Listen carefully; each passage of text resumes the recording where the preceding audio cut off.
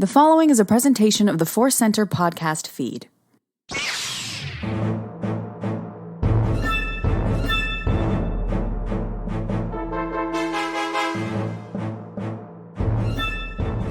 From the center of the galaxy, this is the ForceCenter podcast feed. I am Ken Napzok. I am Joseph Scrimshaw. And I am Jennifer Landa. Hey, all right. Jennifer's back. Jennifer. I'm back. Back. Little week off. Was it a relaxing week? No, but a week off nonetheless. It was like an undercover mission that went awry. Well, if only we could find out more. Hey, everybody, this is the ForceCenter crew. We're here to talk Star Wars news, breaking news from a long time ago. And one of those weeks where, again, we say, hey, not enough news, but a real wonderful story we can't wait to talk about up top here. Some High Republic news, a very special this day in Star Wars history. Before we get to all of that, or I fall asleep, I'll explain more later. Today's podcast is brought to you by Audible. Get a free audiobook download and a 30-day free trial at audibletrial.com/ForceCenter. Over 180,000 titles to choose from for your iPhone, Android, Kindle, or MP3 player. A little bit later, we have our ForceCenter recommends an audiobook we think you should try out on us. Before we do that, as always, we'd like to catch up or pre-apologize for sounding tired. All those kind of things going on. Jen, you're back. How's life? How's Star Wars? Star Wars is a lot. That could have been the name of our podcast. Exactly. Italicized a lot. Yeah. I did have some Star Wars adventures this week. The ones I shall share are I made Cyril's cereal bars. It was on StarWars.com. It was a recipe inspired by Cyril Karn's cereal that he eats in an episode. I forget which episode it was with his mom. Basically, it's like Rice Krispie treats, but with this, I don't even remember what brand it was. It was like this Kix kind of cereal, but it was purple and green and blue. And I made it and my kids loved it. They've been asking for it. I was like, I can't keep this. They're going to want to keep eating it. So I ended up throwing the rest away because it was just, they wouldn't stop. So that was a hit.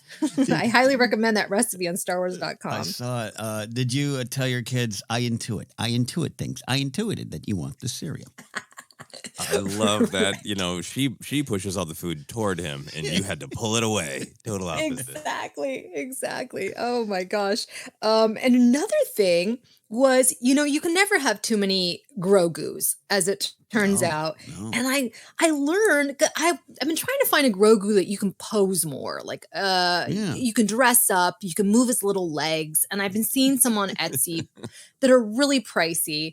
I'm not going to buy that, but I saw one at Target and I got it. You can pose the little legs. It has these adorable little feet. Because if you guys remember the first one that they released, it was just like a little sack. Do you remember that? Yeah. Its body was just like a little sack, no shape to it. So basically it was just this Grogu head on a potato sack. So now Target has one with posable legs and feet, and that went into the cart. I purchased it. It's on its way Friday. I think I buy these toys for me more than my kids. Yeah. That's the truth. Absolutely. That's definitely true of me since I don't have children or even any pets to try to claim. They wanted this action figure. My kids are a cover for my toy obsession. Hey, that's great. That's wonderful. Yeah. Well, now, is this Grogu? Yeah. That's different than the shoulder sitting one, right? Yes, exactly. How many Grogus can we have? I have the sack one. I have a small one that you squeeze and it makes noises. I have the one that can do the force where you touch its little head and it goes. I did not get the shoulder one because I was like, that's just going too far for me. Because I would just wear it around the house. And now this one with the posable little legs and feet. See, who knows what else? I love it.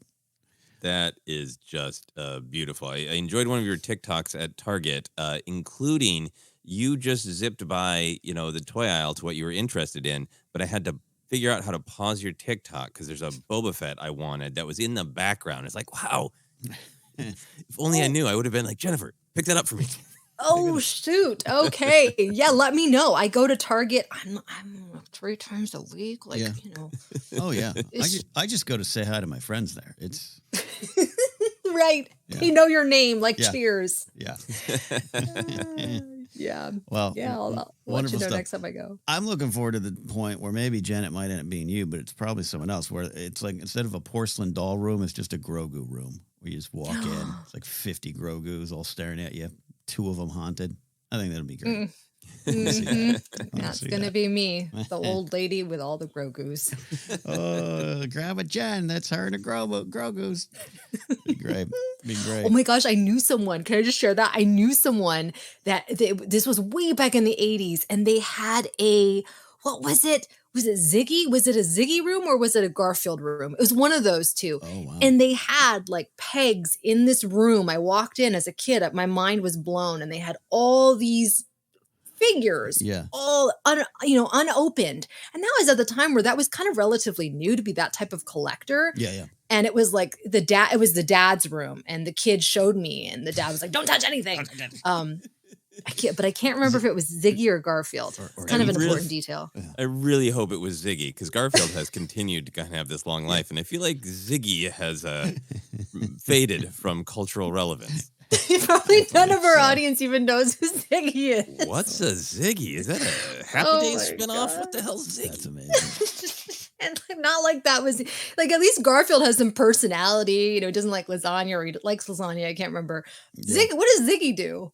I don't know. I remember, but I don't remember that. Charlie Brown-esque is my memory, but it could be totally inaccurate. I had Ziggy pillow sheets, and I remember nothing about the actual character Ziggy. Wow, why did we like cut. Ziggy? Wow, Ziggy bed sheets that's special. That's special. Well, great stuff. Good night, everybody. We had a lot of fun talking about it. Joseph, where did Star Wars find you in life this week? Star Wars found me lots of places as always. I had a very full weekend, which was lovely. My wife, Sarah, is a dancer, and she's got a dance show coming up. So there was a preview for it this Friday in Pasadena. So I got to see my wife do some dancing, which was absolutely wonderful. We live within walking distance of the Pantages Theater, but we had never been there to see a show. We'd been there to vote. So we went to see Cats. Oh, yeah. Okay. My life loves the musical Cats, and I was just intrigued. That was great. So we had a very full weekend, but the place that Star Wars found me was great because it was I was busy doing non-Star Wars things, and Star Wars literally found me, as it often does. Walked down to Grauman's to see the horror movie Halloween Ends, which is a very odd movie, but I enjoyed. It reminded me a lot of sometimes the discussion of the prequels of not what people were expecting, but clearly exactly what the creators wanted to make. So I thought about Star Wars a little bit there, but then whenever I go to Grauman's, I stop at this bookstore on Hollywood Boulevard, Larry Edmonds. It's very old bookstore that sells really Hollywood books for the most part. You can find art of books there, but also lots of used books of old interviews and biographies, and they sell vintage posters and prints of vintage posters. It's just a great, if you love entertainment and art, it's a great store celebrating that. And I stopped in to buy a David Lynch book, and then someone said my name, and I turned around, and that was okay. I was in Halloween David Lynch headspace. And it turned out to be a kind ForceCenter listener who just wanted to say hello and tell me that he very much agreed with our prequel thoughts in it and enjoyed them very much. So it was really, really nice because we're in a totally different headspace, not at a convention at a place where I expect to engage in some prequel conversation. And it was a very kind, nice moment. So it was really nice to have Star Wars find me in the midst of my head being other places. Love that. That's great. Love that. Yeah, it's always good at a random 7-Eleven or Walmart checkout or something like that. That's great. Exactly. And it's I've really been thinking about that a lot, having been to that Lovecraft Film Festival last weekend, where people, they know me from doing a very specific character in a very specific set of films at that festival. And I think a lot of us are certainly the three of us who've done lots and lots of different things in our lives. So in public, when somebody says your name, you're like, is this for any of these 5 artistic things I've done? Am I being arrested? How does this person know me? Why is this person saying my name? is always just like a really interesting moment. Is it somebody I just know in real life, you know? So, and it's always really rewarding when it is a ForceCenter listener. Yeah. So huge thanks to that ForceCenter listener. Love that. Yay. Love that. Yeah, I haven't experienced that in a bit here. I did comedy all weekend at La Jolla at the Comedy Store, and the amount of times people say, man, I really thought you were Tom Segura. It's just, I'm going to have to find a way to make money off that because it's happening more and more. I'm glad Star Wars found both of you. I will say this, I'm going to be honest. Star Wars did not find me this week, and I'm actually okay with that, which is not anything about Star Wars. It just was a different headspace. It was a different time.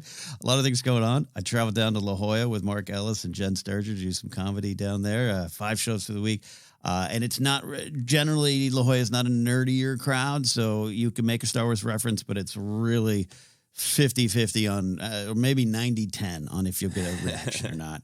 And it's actually kind of fun to do that challenge. But other than that, man, I watched music docs with Mark and stayed up late, slept in late, got some bad food around La Jolla, like great food, but bad for me around La Jolla. And that was it. And I think I need that refresh just to not worry about blasters and pew-pew-pews and lightsabers and deep themes.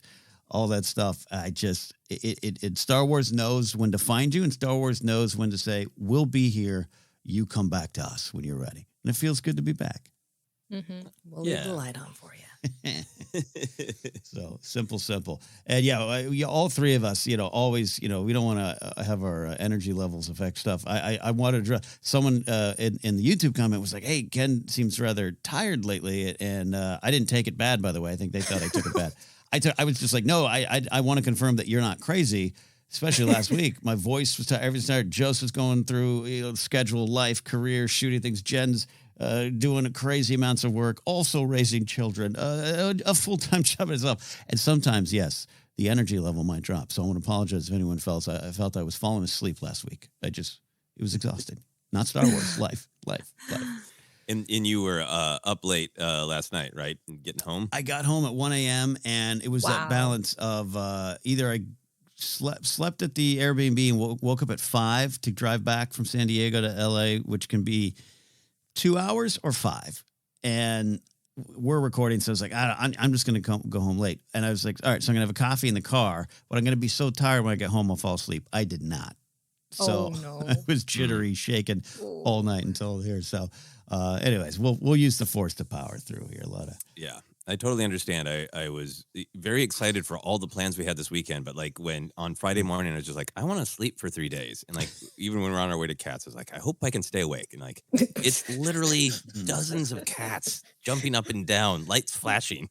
Yes. Yeah. Did they walk through the aisles of the audience too? They did not do that. They didn't. The Pantages is such a proscenium. I don't know how they would do that. And I was in the balcony, so I guess if I was thinking about it, I would have been paranoid the entire time that a cat was going to come up behind me. Exactly. But it was a really good production. It was amazing. That's great. And a great theater. Yeah, I've been there a few times now. But yeah, it reminds you of you're waiting for Palpatine to talk to Anakin in a box there somewhere. So it's a good spot. Yeah. Good spot. All right, let's get into a little bit of Star Wars news. And, sometimes we always say, not a lot of news. And that's kind of true. We're in an Andor season, and big reveals and stuff are probably going to be a little bit later on. So you have to kind of dig for the news. But this is one that popped up, and I want to talk about it. And I know Joseph and Jennifer would agree with me on that. So it's our lead story today. Ahmed Best getting ready for a one-man show about his Jar Jar experiences. And you can go to our friends at Star Wars Newsnet to link to the story, or you can just follow Ahmed on Instagram, which is the source of the story, and always fun. And Ahmed Best, of course, the man behind the groundbreaking Jar Jar Binks character. Whether you love the character or not, growing up, you have to understand, not just admit, understand. Jar Jar broke a lot of ground with technological advancements in CGI characters. And, of course, Ahmed's experiences with Jar Jar have been well-documented, but well-documented by other people. And he posted on Instagram a photo of a script title page, I think it was an Untitled one-man show, to reveal that he's finally ready to put his one-man show into the world. Here's the post. He says, and we're back. It's been 3 years since I wrote this. I was ready to put it on stage, and then the world shut down. But often the work tells you when it's ready, and this started yelling at me. honestly, this is the scariest thing I've ever done. I'm very nervous about putting this out there, and that's exactly why I have to do it. Yeah, Best had previously planned on putting this out there, and I think, Joseph, you might know more. Weren't there rumors that Frank Oz was involved as a director or some capacity at some point?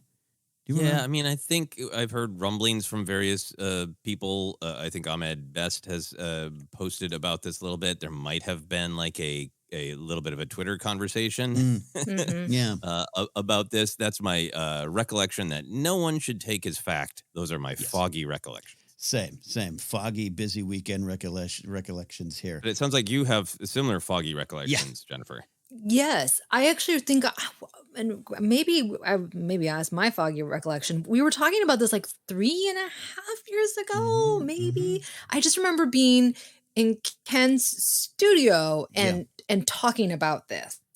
Yeah. So I feel like it's kind of like back then it was just like maybe an idea where he was kind of throwing it out there on Twitter. Like, I have this thing I want to do. I might do it. I have stories I want to share.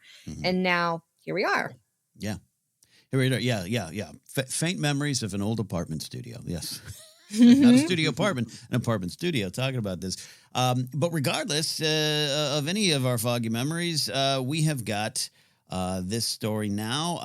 Obviously nothing official, no announcements of where it is. He just is going to do it. And I really love what he's being honest about here. He's very nervous, as any artist would be, but especially with Ahmed Best and his journey with this character. So, Joseph, we'll start with you here. What do you think about this? What do we hope it accomplishes? And what do we want to learn in 2023 and beyond from Ahmed Best about Jar Jar?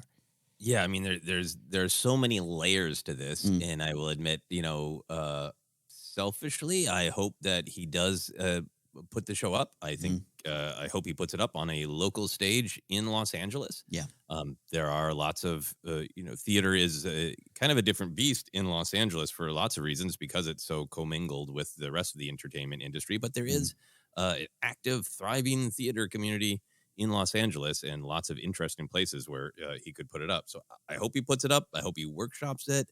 I hope then it launches from a small local stage, intimate stage production and goes however big Ahmed Best wants it to, right? If he films it and releases it as just that intimate show, if he turns it into a longer run, if he tours it throughout the country, if he turns it into a book, however he wants to share the story, because I think whatever he puts up, if he puts up a one night only show, that has any opening to the public, there are going to be clickbait links to it, right? Yeah.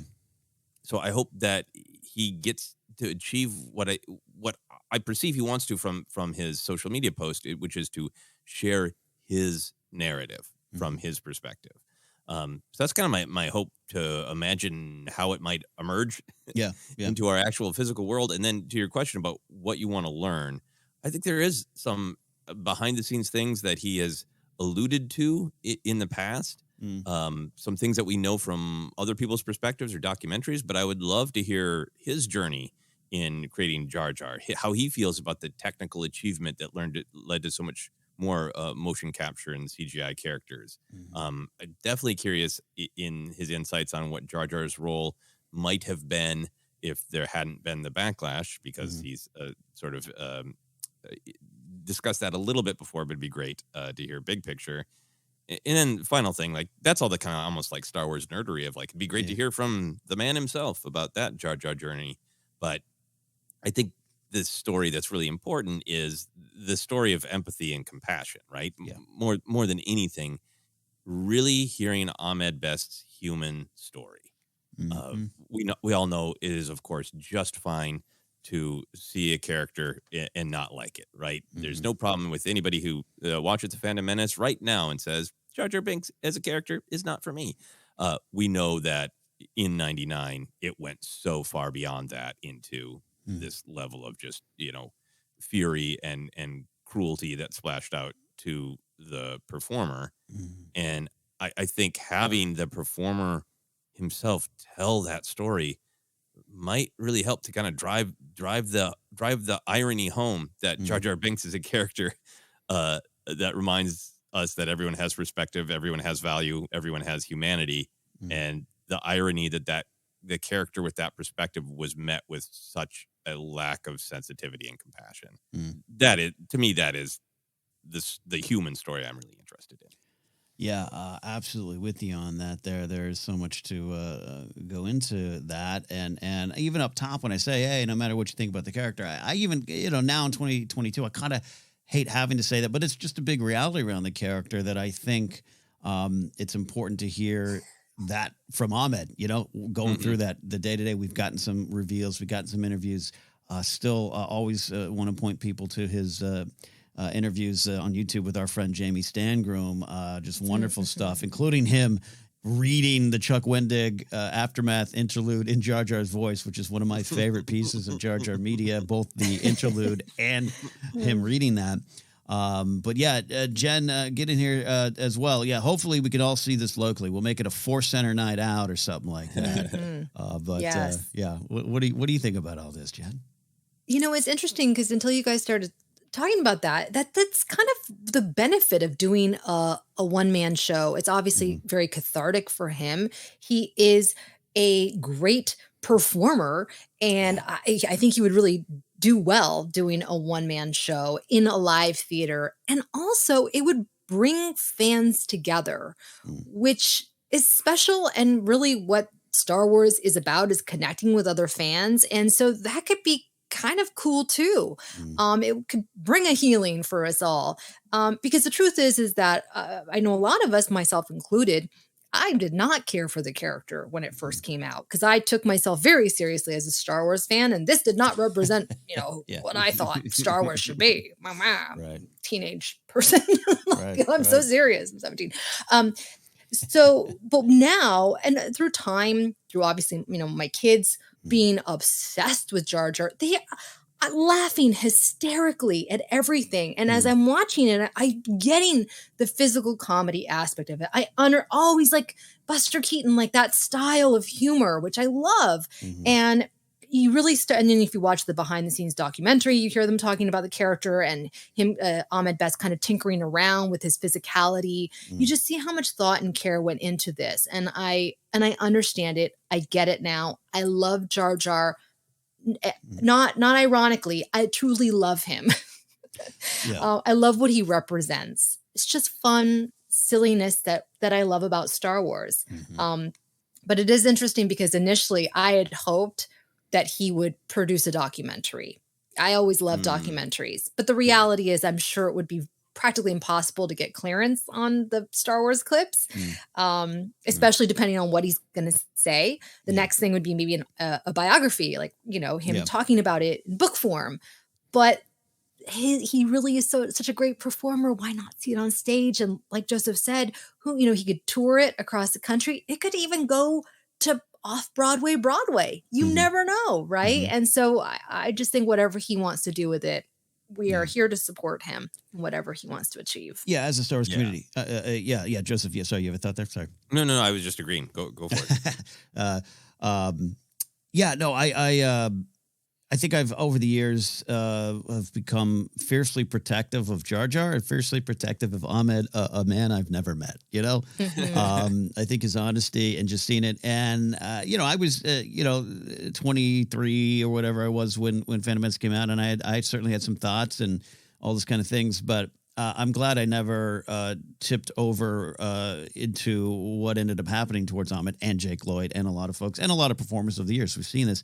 But Ahmed being one of the first on a large scale, career waylaid and delayed, and hey, look, you can, I think in the end he's emerged even stronger. I hope. But all that to say, the documentary idea is something I've just been wanting for a long time because I think there's so much to cover in terms of the technological side and creating the character and getting the insights and hearing Ahmed's takes on choices that they made for the character, good, bad, and otherwise, to hear it from him. But because it's a one-man show type of atmosphere in theater and the real intimate nature of that, I think you're right, Joseph, to have it hit on the actual experiences. And if you're seeing it and it's up front in person and you're not on your couch in your sweatpants eating dinner, he's there. And any pain he's going through, it'll be on stage. Any joy he's expressing, it will be there. And I think that's what makes this right now a very special choice to do it as a one-man show. I hope it's local. I'll travel to Broadway or off Broadway to see Ahmed Best do this. Yeah. And, who knows what the show will be. And I'm, Yeah. I want to speculate responsibly about, Ahmed Best's own one-person show. Yeah. But I just think there's always such a power in when someone else just tells you their narrative and you're stripped away of everything else but the perspective of one person. It's so much easier to feel things from that person's perspective, right? Yeah.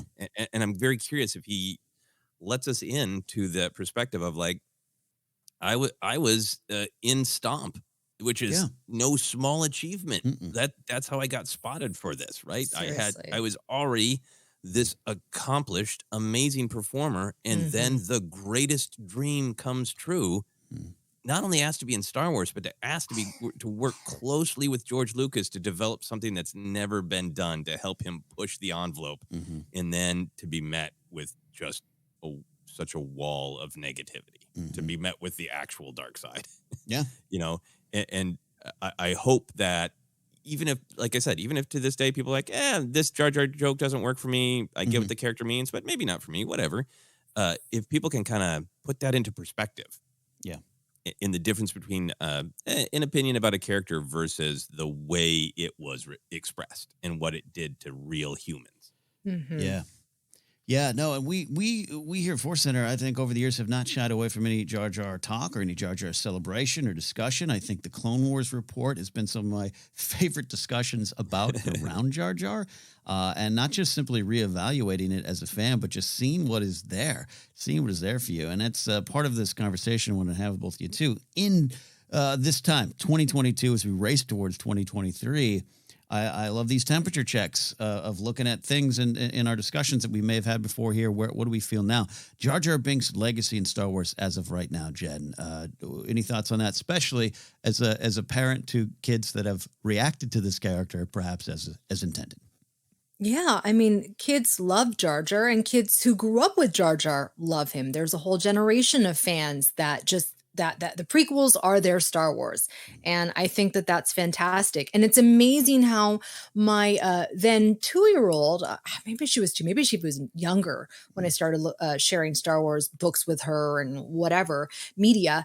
And she just gravitated towards Jar Jar. His look, his like kind of floppy, sensibility in his ears and whatever, and his face, like she just gravitated towards that. Like it was just friendly, kid friendly. And then when she got to see him in action, it was like, wow, her little minds were blown, right? And it just makes me go back to the intimacy of the theater experience and how it's really it would allow him to control the narrative, because I can just imagine blogs and YouTubers who might take, if he did a documentary, right, they could twist it. And they could, use clips, and I could just see it being used for that. But there's something about when you're sharing your experience in person in an intimate setting like that, somebody pouring their heart out, like you connect on it on a human level, and you're less likely to want to exploit that. I would hope, right? But anyways, yeah. Jar Jar is fantastic. We love Jar Jar in our house, and I'm so happy to see that so many fans are now rallying around him. Yeah. The character and the actor. Absolutely. As the generations move forward and I said the character is intended. It's definitely intended for the younger crowd, Joseph, but as we've discussed here, and you mentioned even earlier, Jar Jar definitely represents some important things in Star Wars, Yeah, hugely important. And I think, for me, owning my perspective, I rewatched the original trilogy again and again, and some of the parts of Star Wars that landed for me were the darker, the deeper. Anytime that I was in pain for any reason, watching Luke go through pain in Empire Strikes Back, it's like, it's real, I'm not alone, right? I wanted the heavier, the more serious, and Jar Jar brought back all of this energy of youth and fun and empathy and kindness and silliness and all these things that I wasn't there for. And that was, I think, a lot of my backlash. And when I watch Phantom Menace now, it's like, yeah, some of these jokes are a little bit geared toward younger audience. This is, hey, have you never seen some of the absolute basics of comedy. Have you never seen anybody step in poo-poo? Yeah. Have you never seen a bunch of slapstick? And this is kind of your introduction to that world of comedy. Like, yeah, some of those jokes aren't for me, but some of Ahmed Best's delivery has a ton more like comedic nuance than I allowed myself to appreciate at the time. And, you know, there are a lot of beats in Phantom Menace I have come to like really, really legitimately enjoy. And then the way the character, to your question about the legacy of Jar Jar Binks in Star Wars, he is kind of this classic clown in the silent film mode.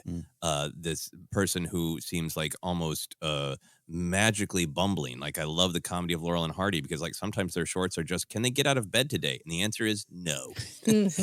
Everything falls apart because they are lovable fools. The world is against them. And Jar Jar represents all of these ideas, these classic ideas of the clown, from the sort of the foolish, the person who appears to be foolish, but is actually quite correct and noble, and nobody is listening to them because they appear foolish on the surface, to the sort of the tragic clown, someone who clearly has such deep love in their heart, but people react to them with such negativity, which is the great, you know, aftermath story of the tragic clown, Jar Jar. So I think his legacy in Star Wars is that the character is much deeper than a stepping in poo-poo joke, you know? Yeah. And I think if anybody wants to give Jar Jar a different chance, a different perspective, I strongly recommend the Clone Wars episodes, the season 3 supply lines, and season 6, the 2-parter, The Disappeared with Mace Windu. A couple other great ones as well. But I think what those episodes drive home is that great Jar Jar theme of everyone matters, everyone has perspective, you need to calm down, and especially if you're a person in power, listen to those around you. But also that Jar Jar is just bravery. A huge part of Star Wars is bravery, right? Are you willing to do what you need to do even if it's scary? And Jar Jar that's to me his greatest comedy, was like, this bumbling fool should not be anywhere near actual violence or danger, right? And some really funny moments where he has to confront, like, yeah, you shouldn't, you're not equipped to be here, but he does it anyway because he's being brave. Yeah. Fate has placed him there. Destiny's placed him there, and he makes the right choice to go forward. And I love what you said there. I love, Jennifer, what your experiences and what you shared there. Yeah, and it's part of it as it continues to grow. And after Chicago 2019, where I think Ahmed was welcomed back a little bit more by the younger generations and hopefully the older generations. His involvement with the Star Wars game show we all loved, which wouldn't mind seeing that again. But I don't know. Kelleran Beck, though, I think is a character I'd love to see pop up elsewhere too. But yeah, the Jar Jar legacy, you talked about it so well, Joseph, about what he represents, but everyone matters. And we, you know, I think all three of us, we really love the moments with Padme. I mean, the two of them, him saying this truth about this brave culture, the Gungans, and he knows that they and the Naboo don't get along. She knows that, and they both overlook that. And it's one of the most important moments in the franchise. And it's small, and it's sweet, and it was mocked. You said people going to die, was mocked. And I think that's become one of my favorite moments in Star Wars for what it represents for them. And also, I think Jar Jar himself, part of this legacy, is a bit of a challenge. And it's a good challenge to sit down, have certain kinds of fans or certain age groups of fans look at Jar Jar as they sit down and watch it. And can you allow the next generation to come in? Can you give up your wants and desires to let someone else be moved by something that maybe you don't understand or maybe isn't directly for you? I think Jar Jar does represent that. And Ahmed embodied that. And I mean, almost paid the dearest price for it, which is just horrible and tragic, but he's emerged. Ahmed has emerged. Jar Jar's emerged. And I think in 2022, I'm looking forward to those two beings colliding again on stage to share a new story. It's going to be fun. Hopefully, you know, we'll see if it goes. And Ahmed, I have my suitcase. We'll travel to wherever you perform it. There you go. Any final thoughts there on Jar Jar and Ahmed and the one-man show? We hope it's going to happen soon.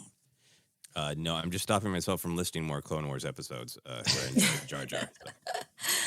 Yeah, absolutely. And Jen, I do recall at one point you shared a video of it was one of your daughters doing the Jar Jar walk, right? I remember that. Yes, it was my eldest daughter, Lucia. Yeah. She was really studying it. She was just so fascinated by the character. Yeah. And I think part of it's because the kids can also see themselves in that character being, the character's so innocent, and really wants to be helpful, but sometimes just can't. They stick their face in the wrong place. Yes, this is true. So he is. Yeah. Look, Jar Jar's very innocent, except for when he was hanging out with Queen Julia. That's part of the fun of that episode too.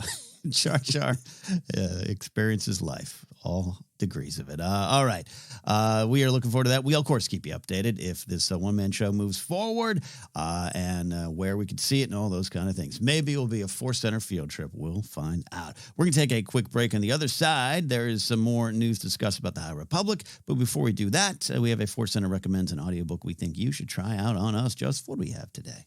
I don't think I even really need to say it. I think loyal listeners can say it along with us. Yes. Padawan by Kirsten White. It's a new Obi-Wan adventure, I say, making fun of myself because we've been calling it new for over a month. It's not new anymore. We just still intend to read it, so we are continuing to suggest it to you as an audiobook. Yeah, this is the week I think I start. I think I have a little downtime between travel gigs. I think this is the week. But if you don't want to read it, you want to listen to it, this is what we're doing here. We're recommending you try it out and download your free audiobook today by going to audibletrial.com/ForceCenter. Again, that's audibletrial.com/ForceCenter. Say with me, kids, for your free audiobook. All right, quick break. The other side, more news here on ForceCenter.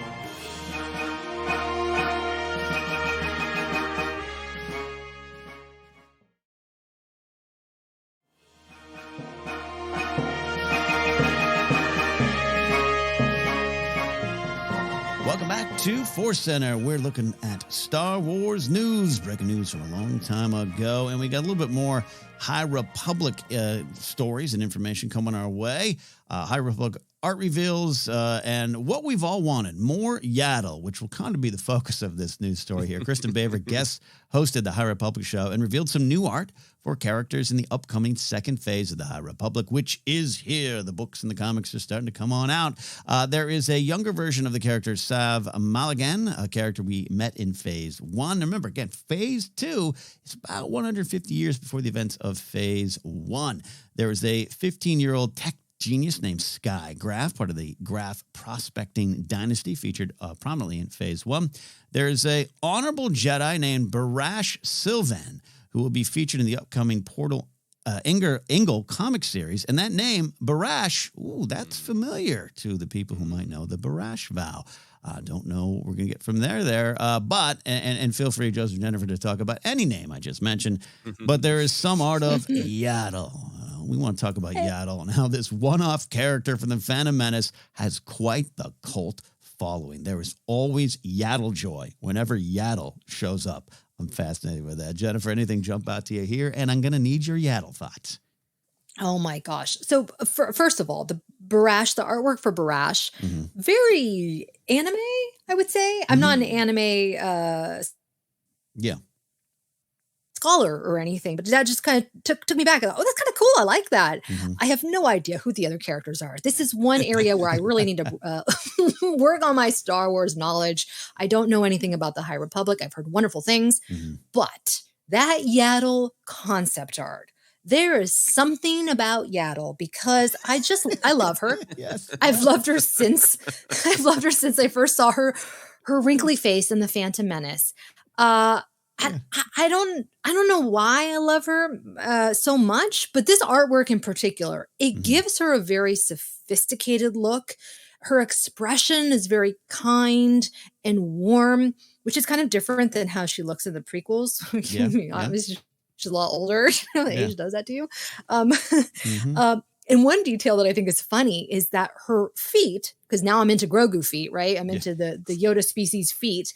Her feet have these long nails, which makes her look kind of elegant. I like the choice. Whoever did this concept art, fantastic. And it also made me realize I really want her to make an appearance somewhere. Can we? Like anywhere? Ahsoka, Mandalorian?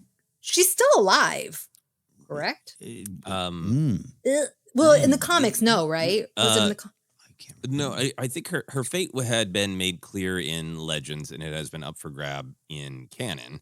And, Right.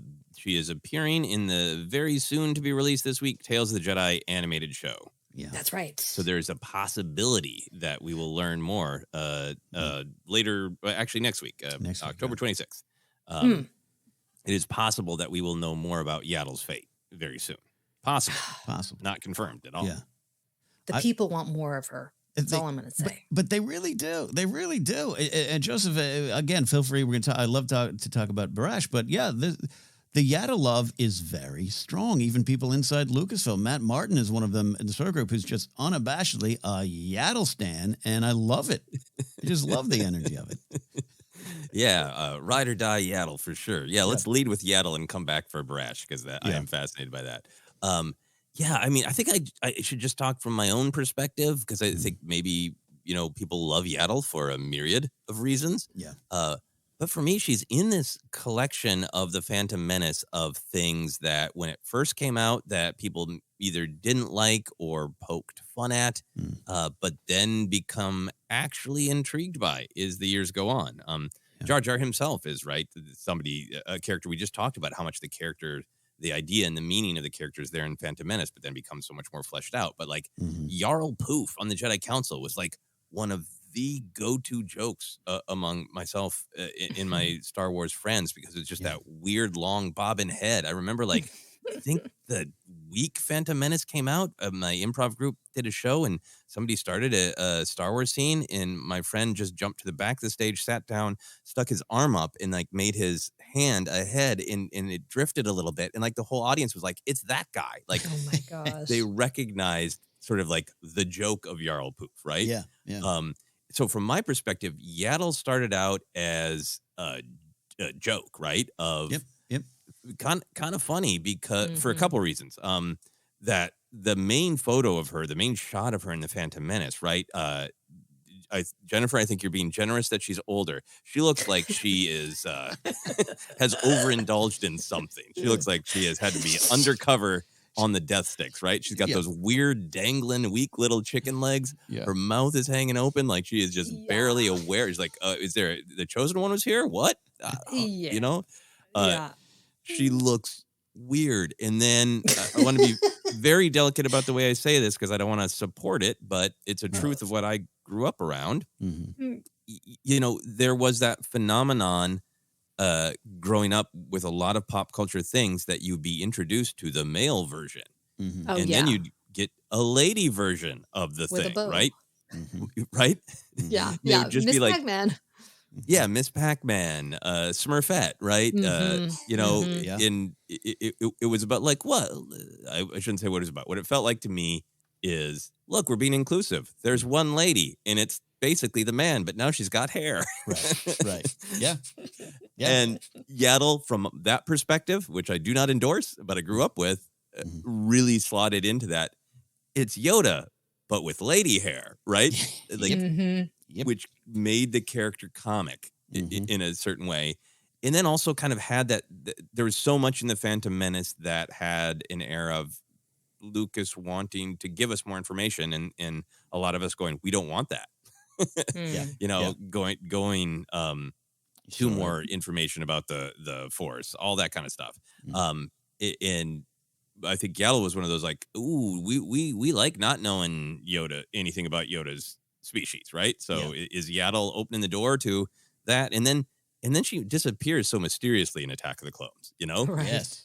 Yes. And I think for me, there's this whole arc of these characters that, from my perspective in 99, were silly or weird. And then it's the great tip of the iceberg storytelling of Star Wars, but they intrigue you, right? Yeah. As soon as you're done laughing, you're like, but what's the deal, really? Right. But seriously, I want to know who the character truly is, what motivates them, what is her relationship with Yoda, how is her perspective different? I become actually truly deeply interested. Yeah. So for me, Yaddle is one of those characters that has this specific charm of, my entry point was kind of laughing at it, but now I'm sincerely invested. Yes. Like me with the Spice Girls, again, like I always say. Joseph, that's a big time ForceCenter well said, because you're touching on exactly the feeling for perhaps us in our generation, certainly not everyone to speak in generally, but your experience, I think, lines up with mine of, first of all, Jen, you say the Miss Pac-Man reference and everything. That just kind of was the feel. And George going, hey, here's more. And you go, well, what? And it wasn't like Yaddle just slipped in the background and I didn't see her. Like, it was front and center. And it was like, whoa, a Lady Yoda, right? Like, and again, I'm with you on not endorsing that take on it, but that was the feel, especially 99. And I was always, I've been fascinated by the Yaddle love now. Clearly, it's why I want to talk about it, because of those humble beginnings. But it's the power of Star Wars to stick around. It's the power of Star Wars to let other generations come in and take hold of something and make it their own and have a different relationship with it. And Yaddle's part of that. Without a doubt. I mean, to Jen's description and your follow-up, Joseph, I mean, she looked like a villain in Dark Crystal to me. Like, it was... Exactly. Felt like she was going to pull her eyeball out or something like it. It would scare me as a kid. So it was different. And then she disappears, which was, it was noticed. Like, it was a little bit of like, oh, we didn't get more of Yaddle. And also, I'll say this, it's funny, Yaddle was one of those names that I felt early on, even though I was, the hubbub around Phantom Menace, I still took time to learn that name, right? And you had to. You had to, and I still bragged about knowing that name to my friends. So my relationship started to change over the years. So from those humble beginnings, I can't wait for more Yaddle content. I can't wait. I think people have definitely been waiting for it. And it's part of this thing. Is it to a level of, say, the Tuscans? I don't know yet. But this taking things from Star Wars past, including things that at times might have been, we might say problematic now, but maybe of their era then, or of tropes that might push towards being problematic themselves. Just being able to recontextualize things is part of what I love about Star Wars right now. They do it with the Tuscans. Even off-world Jawas is part of that too, or lawn gear on their roof there. But for Yaddle to now just go from, you all thought I was Lady Yoda, but I'm Yaddle, and I'm here, and here's my story, and High Republic is this place to do it. I'm fascinated by this. I can't wait. I can't believe 1999 Ken would be, what are you talking about? You want to hear more Yaddle stories? And I do. I can't wait for more Yaddle. Yeah, I'm very excited for it. And I think there is we've been talking about, I think, our perspective from our generation, and I'm always happy to hear other people's perspectives, but I think there's a general thing across generations in Star Wars now where there's a little bit of almost the obscurity challenge of like, hey, Star Wars, give us the smallest screen time, the weirdest design, and we will still be intrigued. Like, we can take it. Like, yes, we do want a 5-issue Claude arc, comic book arc. I think there is that investment in, there's nobody too weird, nobody too obscure that we don't want to see. Like, what's the actual truth? What's the depth of that character who appears for a split second? Yeah, and especially back in 2014, 2015, everyone, including, I think, myself, Joseph, maybe even you, Jennifer, would make a joke of, oh, we're doing standalone movies now. Is that we're going to have a Gonk Droid movie? And it's like, at the end of the day, Gonky shows up, and you're like, yeah, I could take 5 episodes of Gonky. Absolutely. Absolutely. This is Star Wars. We do this. You can make fun of it, but we invest in these characters, and it's fun. I want more of that extra in Andor that's like the mouse rat species that hops around. Like, give me more of that. I want more of that. It's about commitment, right? Yeah. We want to see these characters in their full form. And I think maybe they purposely chose Yaddle to be kind of dazed and confused in hopes that she wouldn't steal the scene. Yeah. Because maybe in my mind, she would have stolen that scene. I would have been like, who's that? What's going on with her character? If she had been alert and alive. I was going to try and take a screen grab, and unfortunately, like, every still that they have is just her looking like, dare I say, Viserys from House of the Dragon. Just so, it's unfortunate, but I'm glad that we're now getting younger, vibrant Yaddle. Yeah, absolutely. Just like we're getting Yoda out there doing stuff as well. No, I love it. No, I hear what you're saying there. On she was memorable. She stole the scene. She did steal the scene. That was the thing. That was the thing. So many conversations around that 99 of Yaddle. Before I can't remember. Justin, do you remember when they released the name? I don't remember when I first knew the name Yaddle. I feel like I've always known it. I feel like I walked out of the screening of Phantom Menace, but I can't remember. I was on Star Wars. No, I wasn't on StarWars.com. I was on StarWars.com like every day leading up to Attack of the Clones. But maybe it was in a Star Wars Insider magazine. Maybe it was on a trading card. Maybe it was on the back of an action figure. I can't remember when I first learned Yaddle, but I remember that it only added to my sort of my joy in going, this is bonkers. And her name is Yaddle. Yeah. And she sounds like, some combination of yodel and laddle. I had a friend at the time who was like, laddle's the funniest word there is in the English language. Laddle. Like, Yaddle's a close second now. Yaddle's close. Yeah, which is why we still want a Grogu to be Yozu or something like that. Just made sense. Also, I love, you sounded like Luke, like in Leia, like, somehow I've always known. Just always knew her name was Yaddle. Well, that's only part of the story here. We do want to talk a little bit. And yeah, Jen, I know you are not alone. A lot of people there, still trying to catch up with the High Republic or feeling overwhelmed. But some of the characters might not mean anything to you yet, but they will. But Joseph, we do want to discuss these characters, but particularly this character of this Jedi Knight Barash Sylvain. I love me some Porter Engle, but I'm really intrigued by this honorable Jedi fighting alongside or traveling the galaxy with Porter. Your thoughts on Barash and what that might mean, as we know the Barash vow is out there already. Yeah, no, I'm really, really intrigued by it. Both the design, I love what Jennifer's saying about kind of anime. Like, she also just looks very sort of Nordic Valkyrie, which is just kind of a great image to bring into it, a really intriguing image. And the Barash vow, I think, is a fascinating thing that got introduced into canon. The vow that a Jedi takes to, if they feel like they have made a mistake, to just step away from absolutely everything. Because that's so that was such a fascinating thing to learn, that was sort of a known and organized part of the Jedi journey. Of sometimes people felt the need to do that because it so matches what perhaps what was going on with Obi-Wan. Not really, we know now, but certainly there's some similarity to what Luke does in Last Jedi. But to have somebody named Barash and wonder, is that going to be connected, is really, really fascinating. And I also seen these designs that she's got some sort of a mechno arm, which is really, really intriguing because of all of the history of the way that's used in Star Wars. Porter Engle is the character who is implied used violence when necessary and became famous for it, but now wrestles with it. And that's interesting to see a Jedi traveling with him. Is this also a scar from being very aggressive? Yeah.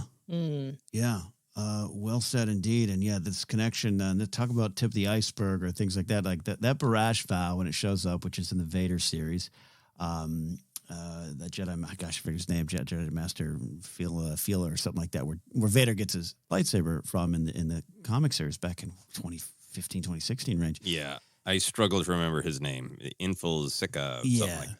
Yeah.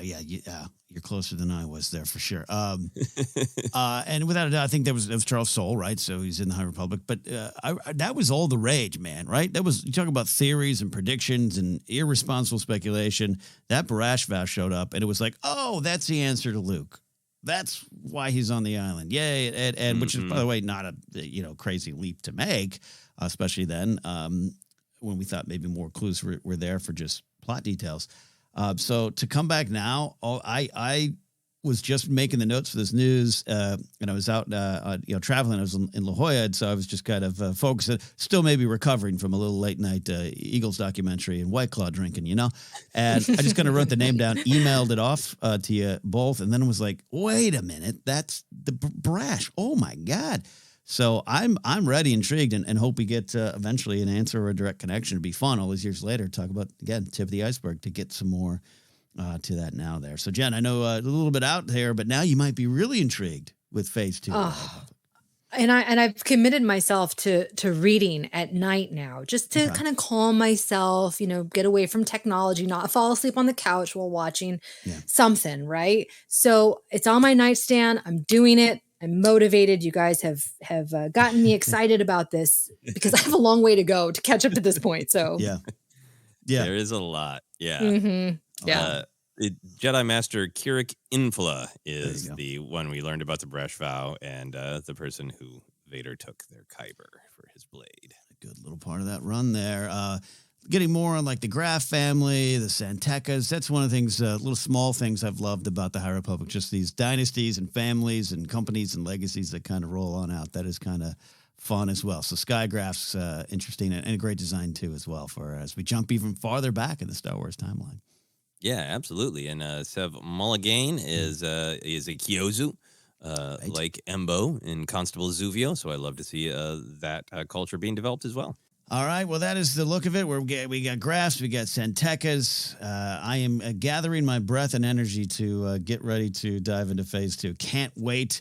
But I'll finish Padawan, then start High Republic Phase 2. We know a lot of you are excited out there as well. All right, we're almost done today, but before we get on out of here, we are going to take a look at this week in Star Wars history, looking ahead to Star Wars Past, and a special one and a bittersweet one this week as well. On October 21st, 1956, Carrie Frances Fisher was born to Debbie Reynolds and Eddie Fisher just down the road from where I live now in beautiful Burbank, California, St. Joe's Hospital.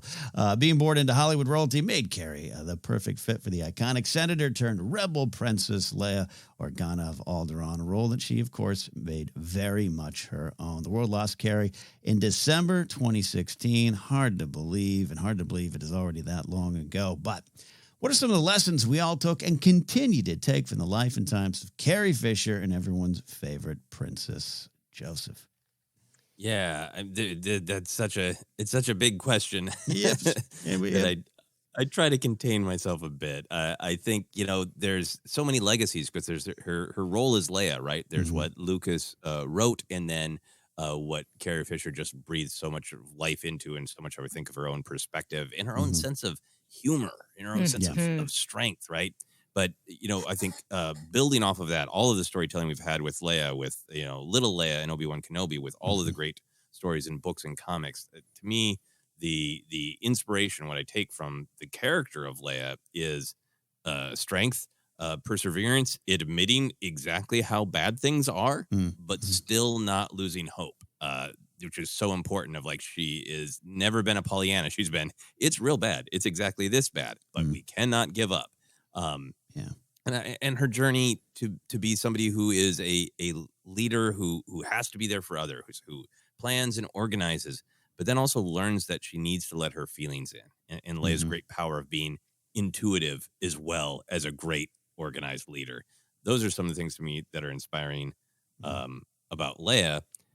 Carrie Fisher, there's so much to be said, so I'm just really going to focus on the way that Carrie Fisher used comedy in the way that she talked about her own life and about her own journeys. If anybody hasn't watched it or hasn't watched it in a little while, there's like that 6-minute clip from 2015 of her interview on Good Morning America, where she brings Gary the dog, and she says I love that. multiple deeply meaningful, just keen observations, but also just sort of like pops a pin in the sort of the hot air of these are interviews to promote a movie. This is what we say. This is how we say it. And she's just like, no, I'm going to bring all of my humanity into this, all of my humanity and charm. And I'm going to make this real instead of this very fabricated thing. And there's so much to me about her comedy from her novels and her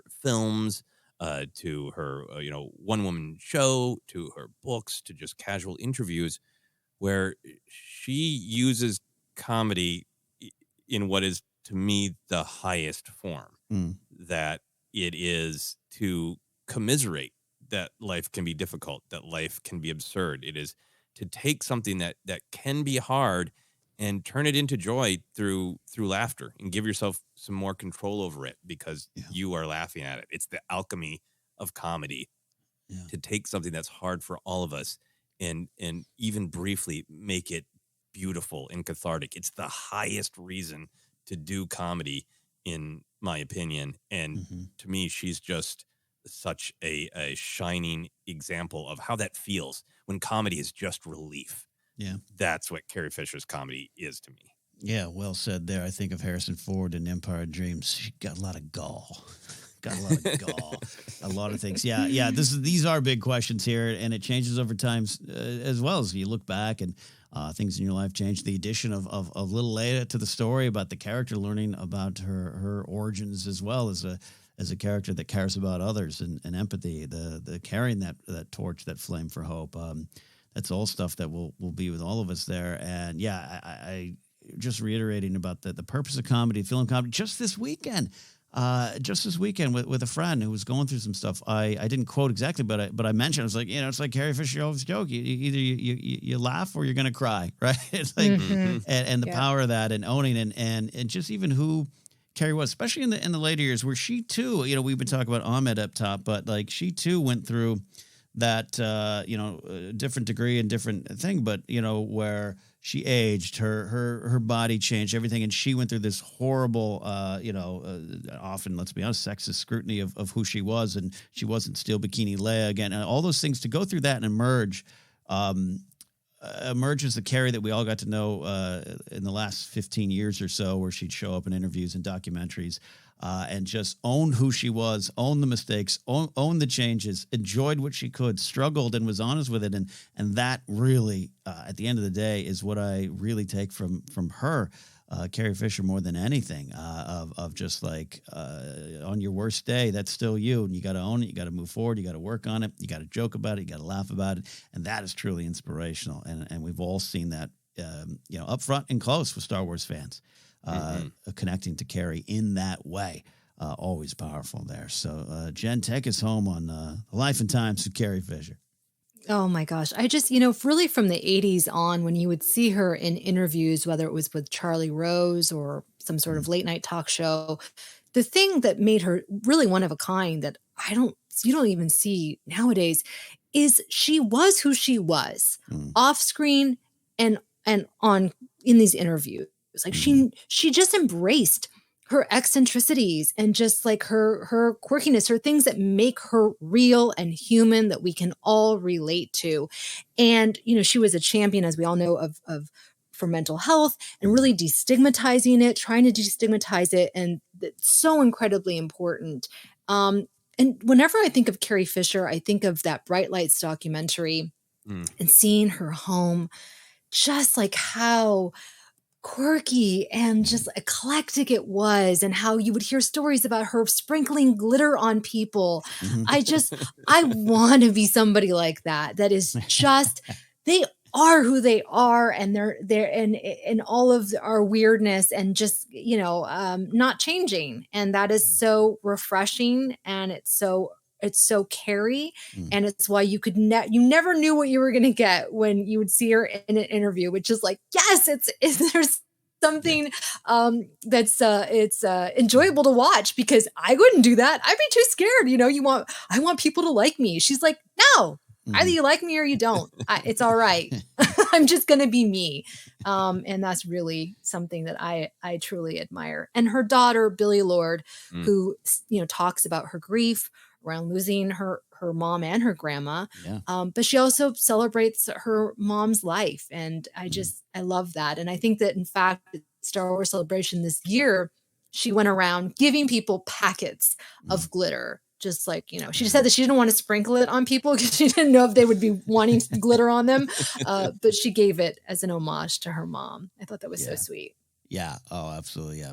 Billie Lourd at 2017 Orlando, coming out there to address the crowd, speak to the crowd, still a powerful moment. Yeah. All of it bittersweet, of course, but a powerful moment nonetheless. Well said, Jen. Really appreciate that. Yeah. I just heard a story this weekend. Two friends, one of them, our pal Mike Black, who's appeared on ForceCenter before and will again, and another comic I know, Steve Simone. Mark Ellis was telling me a story that they saw Carrie Fisher at like a 7-Eleven at 1 a.m, and she got out of the car and saw them and knew they knew. And she didn't run from it. She didn't necessarily talk to them, but they both were like, she knew what that moment meant for us. In the most Carrie way at 1 a.m, and she didn't run from it. So the stories remain. Carrie Fisher, born on this day this week, October 21st, 1956. The world Absolutely misses our princess there. We are done today. Let's look at Star Wars news, the Yaddle of it all. More news next week. Of course, Andor review next episode coming up. We got Q's and A's. We got a full slate of ForceCenter content this week. Thank you all for listening today. You can find us on Twitter at ForceCenter Pod. Our Instagram page is out there as well. Our YouTube page. You got a live Q&A coming up soon. Facebook page is ForceCenter Podcast. Podcast is available on Acast, iHeartRadio, Apple Podcasts, Google Podcasts, Stitcher, TuneIn, and more. Merch available at tpublic.com/user/ForceCenter. You can support us directly at patreon.com/ForceCenter. Always excited to have new patrons join. Get into our Discord and talk Star Wars every day with ForceCenter friends. You can find me at Ken Napzok or go to my website, kennapzok.com. I'll be in Seattle on October 28th. Oh, man, I don't know the days and times anymore. But it'll be up there doing comedy with Mark Ellis. You can get tickets there. Joseph, where can they find you?